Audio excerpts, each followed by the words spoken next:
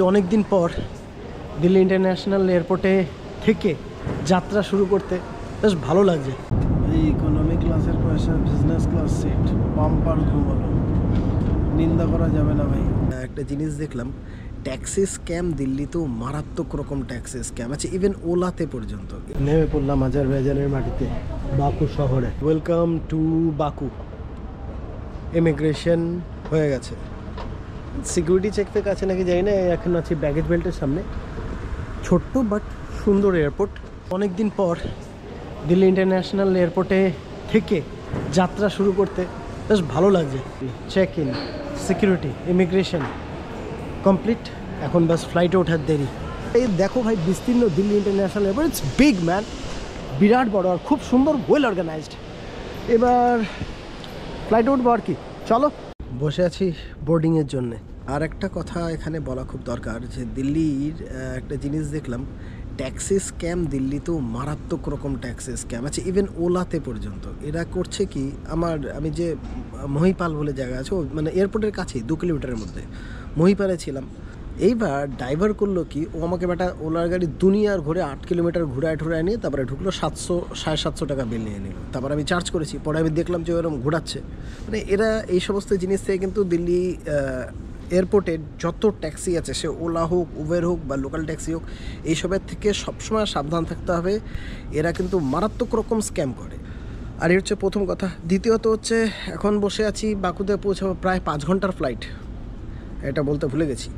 Indigo কোনো ইনফরমেশনই চাইলো না, আমাকে জিজ্ঞেস করলো যে রিটার্ন ফ্লাইট আছে। আমি পরিষ্কার বললাম আমার রিটার্ন ফ্লাইট নাই, কারণ আমি অন্য কান্ট্রিতে যাচ্ছি, ওখান থেকে আজারবাইজান থেকে আমার আরও ট্রাভেল আছে।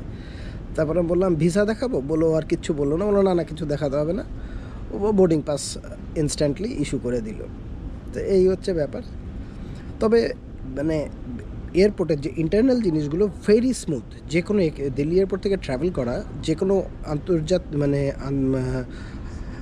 আন্তর্জাতিক যে কোনো ভ্রমণ দিল্লি এয়ারপোর্ট থেকে খুব সহজে করা যায়। ডিউটি ফ্রি ভালো, আর এয়ারপোর্ট তো সুপার ক্লিন, তো এটা প্রেফারেবল। আর যে কোনো জায়গারই ফ্লাইট ফেয়ার এখান থেকে কিন্তু কম হবে, তো চেষ্টা করবে এখান থেকেই করার। আর যেটা ইম্পর্টেন্ট তথ্য দিলাম, ওটার থেকে এই ট্যাক্সি স্ক্যাম থেকে সাবধান। এখনকার মতো দিল্লি এয়ারপোর্টকে গুড বাই করার সময় এসে গেছে। যাচ্ছি এখন বোর্ড করতে ফ্লাইটে ফর বাকু, আজারবাইজান। অ্যানাউন্সমেন্ট শুনে বুঝতে পারছো যে ফ্লাইট এখন টেক অফ করবে। আমাদের জার্নি হবে এখন 6 ঘন্টা, so it's a big time. এখন বাজে এখানে প্রায় 8টা। বাকু টাইম অনুযায়ী আমরা 11:30 নাগাদ বাকুতে ঢুকবো, রাত্রি 11:30। তো এই হচ্ছে সিন।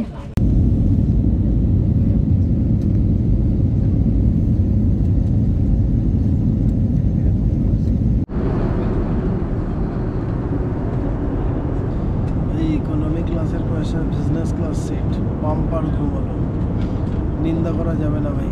এত লম্বা সিট দিয়ে দিয়েছে, দেখো পুরা 3টা রো। আমরা এখন বাকুতে ল্যান্ডিংয়ের পথে।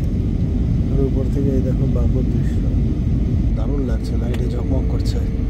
আর আমাদের ফ্লাইট এখন বাকুতে ল্যান্ড করবে।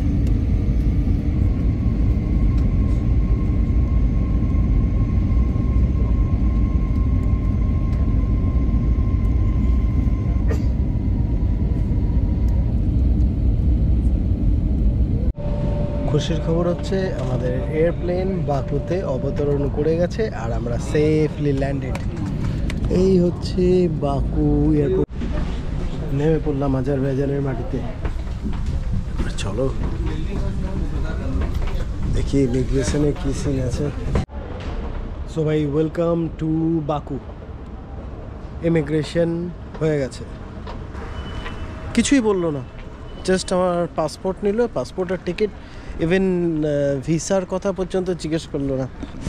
এবার বলি, ইমিগ্রেশন ওয়াজ সো স্মুথ, মানে কোনো রকম প্রশ্ন করলো না রিটার্ন টিকিট কি আছে বা নেক্সট কোথায় যাচ্ছ, কতদিন থাকবা, নো কোয়েশ্চেন আস্কড, কোনো কোয়েশ্চেন করেনি। হার্ডলি 3 থেকে 4 সেকেন্ড লাগলো ইমিগ্রেশনে। আর এই হচ্ছে লাগেজ বেল্ট, ছোট্টই, মানে এই ডিপার্চারটা বেশ ছোটই। আর এটা হচ্ছে আমাদের লাগেজ বেল্ট, আমাদের ব্যাগেজ যেখানে আসবে। আর এখন যেতে হবে হস্টেলে। লোকাল টাইম অনুযায়ী এখানে সময় হয়েছে এখন 11:30। এখানকার যে কারেন্সি সেটাকে বলে হচ্ছে বাকুর কারেন্সিকে বলে হচ্ছে মান্নাত, যার ভ্যালু হচ্ছে 1 মান্নাত ইজ ইকুয়াল টু আমাদের দেশের ভারতীয় মুদ্রায় 50 টাকা। আর এখানে শুনেছি যে এয়ারপোর্ট থেকে ট্যাক্সিতে নাকি অনেক রকম স্ক্যাম ফ্যাম আছে, এখনও জানি না কি। বেরোবো, এয়ারপোর্ট থেকে বেরোলে আস্তে আস্তে সমস্ত কিছু বুঝতে পারবো। এখন অবধি এভরিথিং মা দুর্গার আশীর্বাদে ভালো যাচ্ছে। এই দেখো এয়ারপোর্টের মেন বিল্ডিং, খুব সুন্দর লাগছে বিল্ডিংটা, দারুণ দেখতে। বুঝলে না, এখানে ঢুকার পরেই সেই আমার আলবানিয়ার কথা মনে পড়ছে। আলবানিয়াতে ঢুকার পর আবার যেরকম ক্লাইমেট পেয়েছিলাম এক্স্যাক্ট সেম ক্লাইমেট। আর এই হচ্ছে চারদিকের নাজারা, ভালো লাগলো। আর এখানে আরও দুজনের সঙ্গে পরিচয় হলো, এরাও ইন্ডিয়া থেকে আছে। ওরা এখন গেছে গ্র্যাব বুক করতে, মতলব এখানে যে অ্যাপটা ইউজ হয় সেটা হচ্ছে বোল্ট ট্যাক্সি এখানে চলে। আর আমরা এখন যাচ্ছি হচ্ছে ট্যাক্সির জন্যে। ট্যাক্সি ধরে আমরা যাব হচ্ছে নিজামি স্ট্রিট, যেখানে সবাই থাকে আর কি বাকুতে আসলে। যা ওটাই হচ্ছে বাকুর one of the famous place যেখানে সবাই থাকে। আর এই ট্যাক্সি অলমোস্ট বলে যে 9 থেকে 10 মান্নাত অব্দি লাগে।